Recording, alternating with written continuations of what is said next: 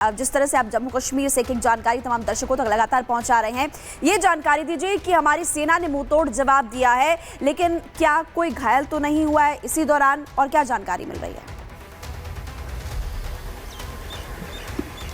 देखिए महिमा, इस तरह की कोई जानकारी नहीं है कि किसी भी तरह का एक्सप्लोजिव ड्रोन से अटैक हुआ हो या फिर जो सशस्त्र सुरक्षा बल सरहद पर तैनात हैं उनमें से कोई घायल हुआ हो। कल सुरक्षा बलों ने जो भी फायरिंग की है वो टारगेटेड फायरिंग थी। कहीं उन्होंने ये सुनिश्चित किया कि अपना कोई नुकसान ना हो, क्योंकि कल की अगर बात करें तो कल बीएसएफ के एक सब इंस्पेक्टर कुछ देर पहले यानी कि पहले पहर में उनकी जो है शहादत हुई थी। उसके अलावा भारतीय सेना के एक जवान भी जो है उन्होंने अपना सर्वस्व नियंत्रण रेखा पर न्यौछावर किया था। तो उससे चुनौतियाँ जो है वो काफ़ी ज़्यादा बढ़ गई थी जी सेनाओं के लिए भी कि पाकिस्तान अब निशाना बना रहा है। लेकिन कल शाम कोई ऐसी घटना जो है वो सामने नहीं आई और ना ही किसी तरह के आम नागरिक को जो है युद्ध विराम संधि के उल्लंघन से चोटें आई हैं। बिल्कुल, भारतीय सेना लगातार मुंहतोड़ जवाब दे रही है। गुरसिमरन आपके पास लौटेंगे, लेकिन इसी बीच एक बड़ी खबर अपने तमाम दर्शकों को बता दें।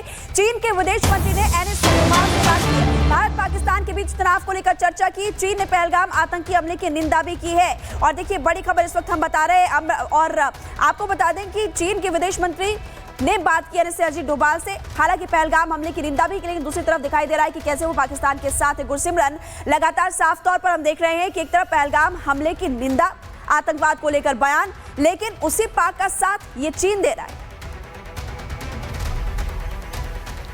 देखिए, चीन जो है वो सिर्फ पाकिस्तान को नहीं देख रहा है, चीन अपने बिजनेस को देख रहा है। चीन जो है चाइना पाक इकोनॉमिक कॉरिडोर को देख रहा है, जहां से उसको फ़ायदा होने वाला है। और चीन हमेशा से जो है किसी भी देश या किसी का सगा नहीं रहा, वो सिर्फ पैसों का और अपनी जो है इकोनॉमी को बढ़ाने का सगा रहा है। यही जो है वो पाकिस्तान के साथ भी कर रहा है। पाकिस्तान को लगता है कि चीन उसका जो है ऑल वेदर फ्रेंड है, यानी कि हर गम और हर खुशी में उसके साथ रहेगा। लेकिन सच्चाई ये है कि जब तक पाकिस्तान के पास पाकिस्तान अधिकृत जम्मू कश्मीर है, चीन के पास रहने के, पाकिस्तान के साथ रहने का सबसे बड़ा कारण सीपैक है। अगर सीपैक ना हो तो चीन पाकिस्तान को कब का अकेला छोड़ चुका होता।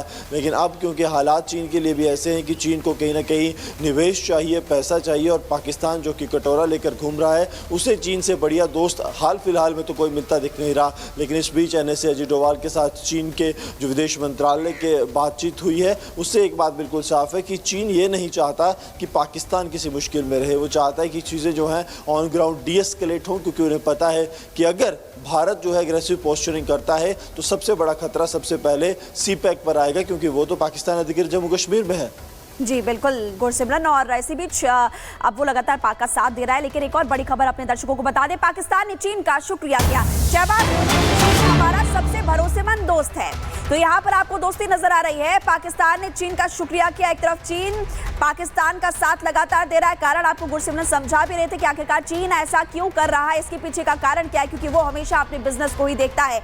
और पाकिस्तान ने चीन का शुक्रिया भी अदा कर दिया है। ये भी आपको बता दें कि सबसे भरोसेमंद दोस्त पाकिस्तान चीन को अपना बता रहा है। और इस वक्त विवेक भी हमारे साथ जुड़े हुए हैं। विवेक, लगातार हम बड़ी खबर बता रहे हैं कि किस तरह से सीज फायर का उल्लंघन पाकिस्तान की तरफ से किया गया, चीन कैसे साथ दे रहा है उसकी जानकारी भी दे रहे हैं। लेकिन आप इस वक्त अमृतसर में मौजूद हैं, वहां से क्या जानकारी?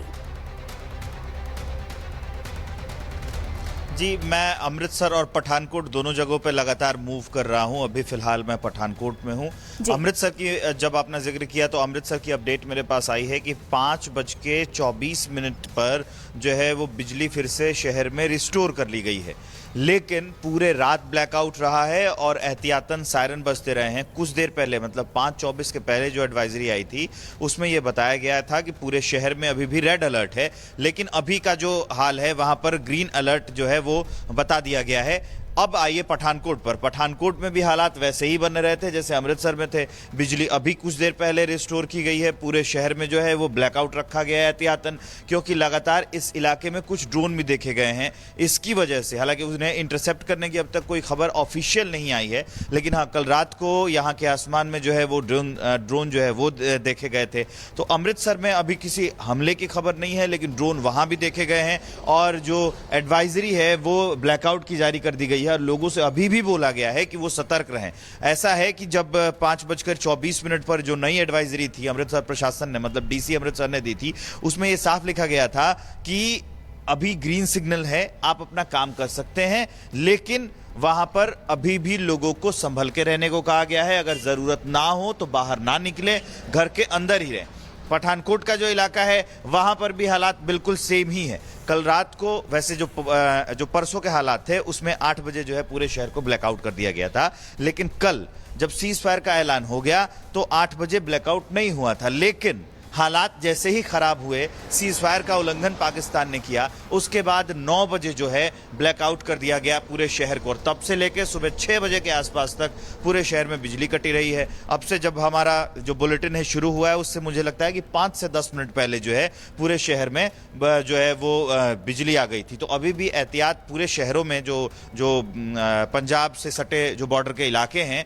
वहां पर पूरे शहरों में एहतियात जो है वो बरता जा रहा है, क्योंकि पाकिस्तान का भरोसा नहीं किया जा सकता है। और पाकिस्तान के अंदर क्या चल रहा है ये सबको पता है। ऐसा कहा जा रहा है कि जो पाकिस्तान की जो आर्मी है वो शहबाज शरीफ का नहीं कहना मान रही है, जबकि जो सीज फायर का समझौता हुआ है वो जो पाकिस्तान की सरकार है उसके साथ हुआ है। और लेकिन जो मुनीर है वो नहीं चाहता है कि सीज फायर। और मुनीर क्यों नहीं चाहता है? क्योंकि उस पर आतंकी संगठनों का दबाव है। पाकिस्तान की मिलिट्री और आतंकी संगठन दोनों एक ही साथ मिलकर काम करते हैं, ये दोनों नहीं चाहते। आतंकी संगठनों के दबाव में मुनीर सीज फायर नहीं कर रहा है, शहबाज सीज फायर को तैयार हो गए हैं। लेकिन इसी का कारण है कि अभी भी बॉर्डर के इलाके में ड्रोन देखे जा रहे हैं और सीज फायर का उल्लंघन किया जा रहा है। बिल्कुल विवेक, आप हमारे साथ बने रहिए। गुरसिमरन आप भी बने रहिएगा। एक बड़ी खबर जम्मू कश्मीर से सामने आ रही है। नगरोटा में घुसपैठ की कोशिश की गई है। सुरक्षा बलों की सतर्कता से कोशिश को नाकाम किया गया। स्टेशन के सतर्क संतरी ने चुनौती दी। स्टेशन पर कुछ देर तक गोलीबारी भी हुई। स्टेशन के संतरी को मामूली चोट भी आई है। घुसपैठियों की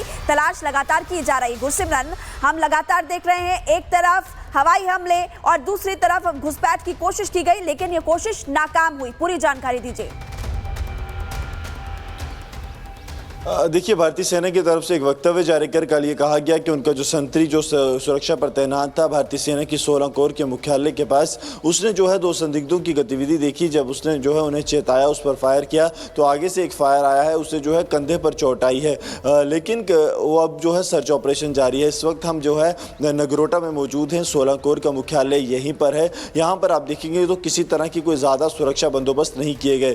कारण सबसे बड़ा यह है कि भारतीय सेना ने कल देर रात ही जो है सर्च ऑपरेशंस को अंजाम दे दिया था। बाहरी इलाके में, अंदर के इलाकों में सर्च ऑपरेशन लगातार जारी है। लेकिन बड़ा खतरा जो है वो टल गया है, ऐसा मानिए, क्योंकि अगर वैसा कुछ रहता तो यहाँ पर सुरक्षा के कड़े बंदोबस्त, जिस तरह से कल देर रात इसे छावनी, वैसे तो ये है ही, लेकिन इसे बड़ी छावनी में तब्दील कर दिया गया था, उससे जो है अब बिल्कुल वैसा कुछ नहीं दिख रहा है। तो माना ही जा सकता है कि या तो वो जो संदिग्ध थे वो निकल गए हैं, या फिर सुरक्षा बलों को जो है उस तरह की जानकारी कुछ नहीं है कि वो किस तरह से निकले हैं। इसलिए ऑपरेशंस को हाल फिलहाल के लिए कोई बड़ा जो है वो बढ़ाया नहीं गया। जो मामूली चोटें जो हैं जो भारतीय सेना के जवान को आई थी, कंधे पर गोली लगी थी, उसकी जो हालत है वो भी स्थिर बताई जा रही है।